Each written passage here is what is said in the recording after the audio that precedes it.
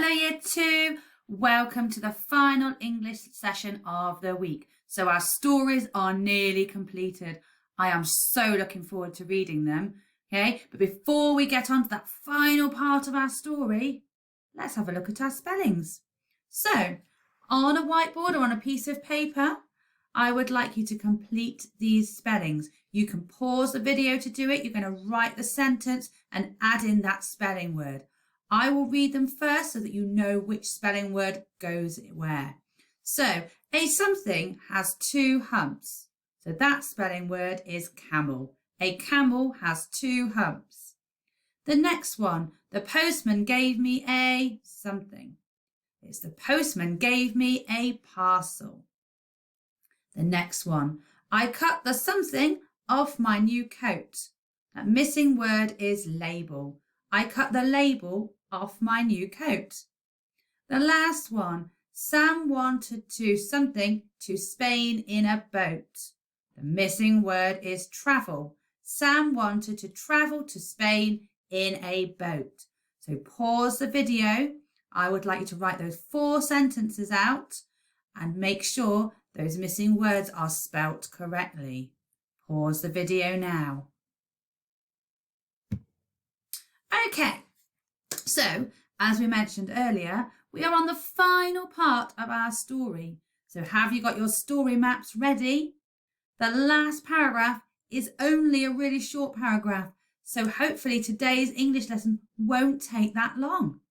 So it says, her heart pounded like a drum as she flew back to the door of her dreary but safe bedroom. What a lucky escape that was. So, on your story map, there's only one little part that needs to be changed, okay?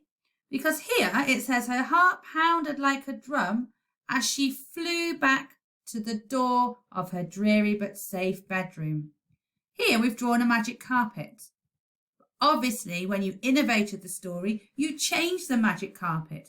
So if this was mine, here I would cross out the flying carpet and I would draw the flying sleigh above it.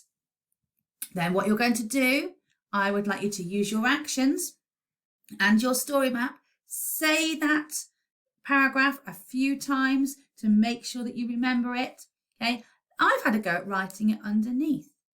I would like you to have a look and see what is wrong with mine when you've finished saying the story, that last paragraph, saying that last paragraph a few times.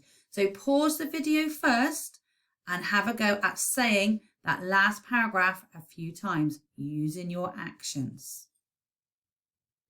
Okay, so now you've done that, we're going to look at the last part of our story. So as I said earlier, I've had a go at writing it. Okay, her heart pounded as she flew back to door of her dreary but safe bedroom. What a lucky escape. Have a look at my writing. I think it looks fine. Can you spot anything that is wrong with it? Pause the video now and I would like you to chat to yourself or a brother or sister or a grown-up. Okay, write down what is wrong with my sentence. Okay, so I'm hoping you came up with lots of things that were wrong with my sentence because I actually didn't do my best work. Okay, I was tricking you to see if you could spot where I'd gone wrong, to see if you could be amazing detectives and finding out what was wrong with it. So, the first word, her. I think that's fine. Do you think that's fine? I've got my capital letter and it's one of my key words and I've spelt it correctly. And I know I've spelt it correctly because it's on my story map above. Okay, then heart, her heart. Now, have I spelt heart correctly?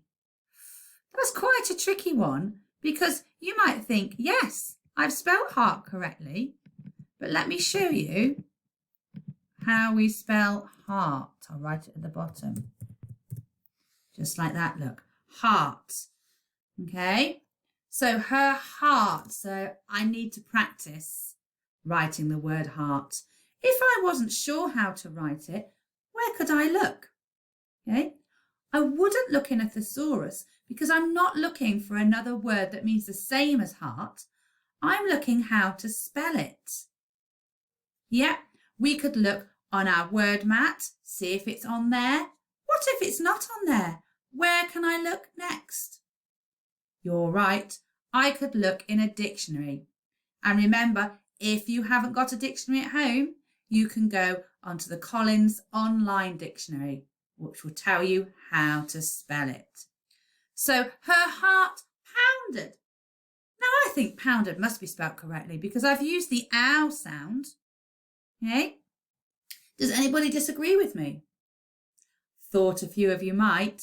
Okay? I have used the ow sound. However, I have used the wrong ow sound. So this is pounded. Her heart pounded. So here we go, look, her heart pounded. In my writing, I've missed this part out. Like a drum. So make sure when you do your writing, you keep checking back. Have I missed anything out? Make sure you've included everything. So her heart pounded like a drum as she flew back to door. Oh, I've missed the word the out. And sometimes when we're doing our writing, it's those little words that we forget to put in. So make sure you've included that word. And then there's something wrong with door. Okay? Have a look. How do I spell it?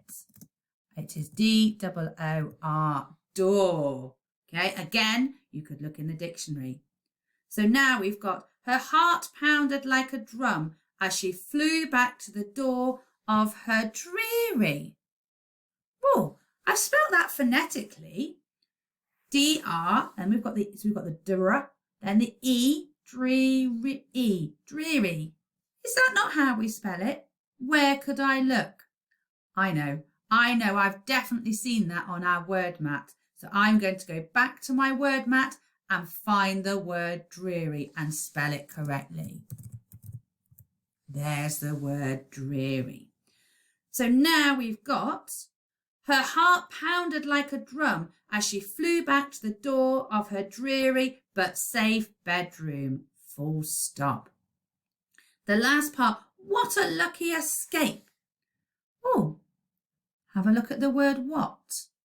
I've not spelt it correctly, and I should know how to spell it because it is one of our common exception words. But also, if I've forgotten for a minute, I can look on our story map because it is spelt correctly here. So what a lucky escape. And then we've got our exclamation mark at the end. So what I would like you to do now is to act out that last paragraph. Okay, say it a few times. Make sure you can remember what you are doing and what you need to write. And then using your story map and the word map to help you, have a go at writing the final paragraph of your story. Because when you've done that, you have completed the whole story, including innovating it to make it your own. Once you've done that last part and you've checked to make sure it's all correct, have a go at reading the whole of the new story that you have created. You could read it to your mum or your dad or a brother or sister. Make sure when you're reading it, you add in expression. Okay? Make it more exciting to the reader. Because I wouldn't say, her heart pounded like a drum. I might say, her heart pounded like a drum as she flew back to the door of her dreary but safe bedroom. And when I'm reading the last sentence, I wouldn't say, what a lucky escape that was. That doesn't make it very exciting to the reader. I might go, what a lucky escape that was. And then it would definitely need an exclamation mark at the end. I am so looking forward to seeing these whole innovated stories. You could send me a photo, get your mum or dad to email it to me. Have a go and well done. Bye for now.